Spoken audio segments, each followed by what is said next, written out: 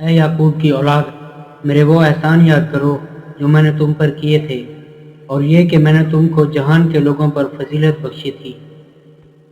اور اس دن سے ڈرو جب کوئی کسی کے کچھ بھی کام نہ آئے، اور نہ کسی کی سفارش منظور کی جائے، اور نہ کسی سے کسی طرح کا بدلہ قبول کیا جائے، اور نہ لوگ کسی اور طرح مدد حاصل کر سکیں۔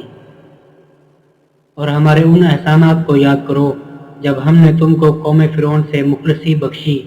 وہ لوگ تم کو بڑا دکھ دیتے تھے، تمہارے بیٹوں کو تو قتل کر ڈالتے تھے اور بیٹیوں کو زندہ رہنے دیتے تھے، اور اس میں تمہارے پروردگار کی طرف سے بڑی سخت آزمائش تھی۔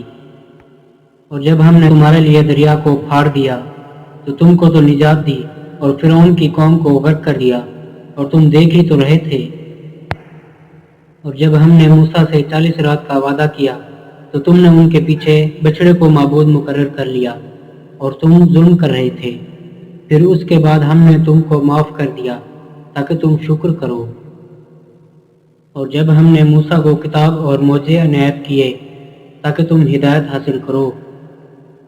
اور جب موسیٰ نے اپنی قوم کے لوگوں سے کہا کہ بھائیو، تم نے بچڑے کو معبود ٹھہرانے میں بڑا ظلم کیا ہے، تو اپنے پیدا کرنے والے کے آگے توبہ کرو اور اپنے معبود ہلاک کر ڈالو۔ تمہارے خالق کے نزدیک تمہارے حق میں یہی بہتر ہے۔ پھر اس نے تمہارا قصور معاف کر دیا، وہ بے شک معاف کرنے والا اور صاحب رحم ہے۔ اور جب تم نے موسیٰ سے کہا کہ موسیٰ، جب تک ہم اللہ کو سامنے نہ دیکھ لیں گے تم پر ایمان نہیں لائیں گے، تو تم کو بجلی نے آ گھیرا اور تم دیکھ رہے تھے۔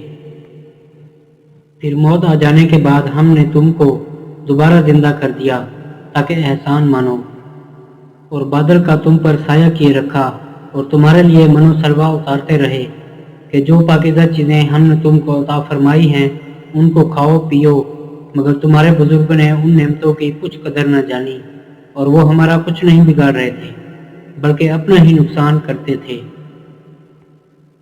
اور جب ہم نے ان سے کہا کہ اس گاؤں میں داخل ہو جاؤ، اور اس میں جہاں سے چاہو خوب کھاؤ پیو، اور دیکھنا دروازے میں داخل ہونا تو سجدہ کرنا، اور حتیٰ تم کہنا ہم تمہارے گناہ معاف کر دیں گے اور نیکی کرنے والوں کو اور زیادہ دیں گے۔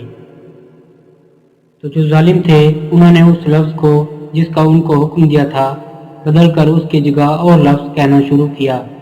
پس ہم نے ان ظالموں پر آسمان سے عذاب نازل کیا کیونکہ نافرمانیاں کیے جاتے تھے۔